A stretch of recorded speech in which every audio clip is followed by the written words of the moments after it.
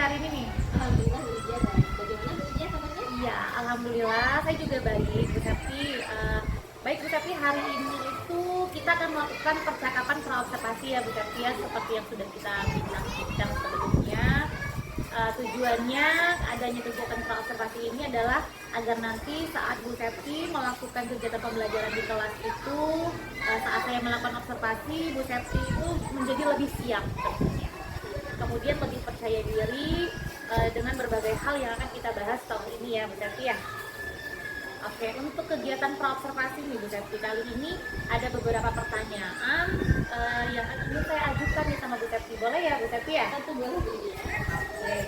Pertanyaan yang pertama nih Bu Septi. Ketika kita akan memberikan pembelajaran di ruang kelas itu, tentunya kita akan menyampaikan dulu tujuan pembelajaran itu apa.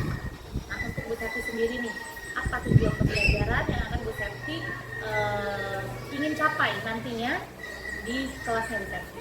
Ya, tujuan pembelajaran yang ingin saya capai pada pembelajaran di kelas ini yaitu yang pertama, melalui membaca informasi peserta didik dapat menyimpulkan nama tempat umum yang dimaksud. Kemudian yang kedua, melalui pengamatan peserta didik dapat memahami rambu-rambu lalu lintas dan tentunya menjaga keselamatan baik di rumah, di sekolah maupun di luar rumah, seperti itu Bu. Oke, baik. Berarti Bu Septi ingin tujuan pembelajarannya tadi ada dua ya Bu Septi ya? Iya, Bu. Melalui membaca informasi, peserta didik dapat menyimpulkan nama tempat umum yang dimaksud. Iya. Kemudian melalui pengamatan peserta didik dapat memahami rambu-rambu lalu lintas, pentingnya menjaga keselamatan baik di rumah maupun di sekolah. Baik. Bu Septi, sebelumnya saya mau tanya nih, untuk pelajaran yang akan materi yang akan Bu Septi berikan mata pelajaran apa ya? Nanti saya akan memberikan materi tentang pelajaran bahasa Indonesia, yaitu materinya tentang hati-hati dimanapun. Oke, berarti bahasa Indonesia ya Bu Septi ya.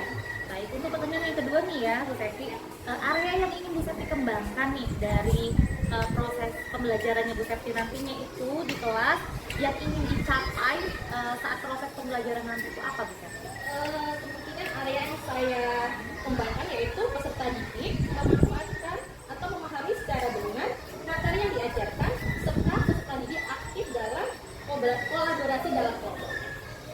Baik, jadi yang ingin Bu Septi kembangkan ini tadi adalah peserta didiknya Bu Septi itu memahami secara benar materi yang ingin Bu Septi ajarkan, kemudian peserta didik juga bisa aktif berkolaborasi dalam kelompoknya.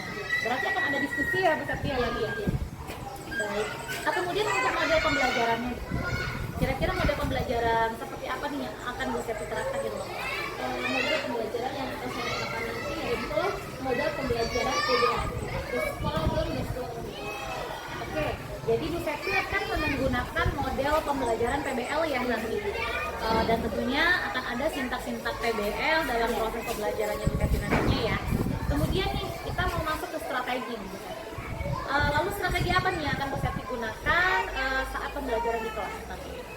Strategi pembelajaran yang akan saya terapkan nanti dalam pembelajaran di kelas yaitu saya menggunakan penerapan diferensiasi Bu Lydia. Oke. Kemudian nanti saya akan lebih mengutamakan diferensiasi konten dan prosesnya. Oke, berarti akan ada proses dan konten. Kalau untuk prosesnya bagaimana nih? Untuk prosesnya rencananya saya akan melakukan berdasarkan pemetaan yang pernah saya buat sebelumnya Bu Lydia ya. Kemudian saya akan memberikan siswa saya di kelas dengan tugas yang berbeda setiap kelompoknya.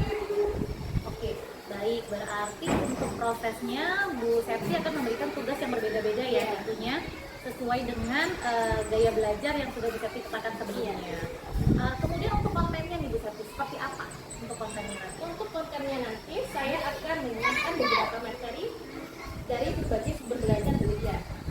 Seperti dengan gaya belajar anak tadi ya yang sudah kita bahas sebelumnya, dan nanti di situ saya akan memberikan kontennya seperti ada PPT, kemudian gambar tentang materi pelajaran, tentang materi yang kita ajarkan hari ini, dan kemudian nanti ada video pembelajarannya juga dan ada buku bacaan. Wah, luar biasa. Berarti nanti banyak nih konten yang sudah Bu Septi siapkan ya. Ada PPT, kemudian ada video pembelajaran, ada buku bacaan, bahkan ada gambar yang sudah di print out ya. Wah, luar biasa sekali. Nah, kemudian untuk pelaksanaan penilaiannya nih atau evaluasinya ini mau bagaimana Bu Septi rencananya? Untuk pelaksanaan evaluasi penilaiannya, saya di sini menggunakan penilaian sikap, ada pengetahuan, keterampilannya. Nanti saya keterampilan dan sikapnya menggunakan ada lembaga prestasinya, dan untuk pengetahuannya mungkin nanti ada soal evaluasi yaitu tentang anak-anak mengisi jawaban yang sudah saya buat.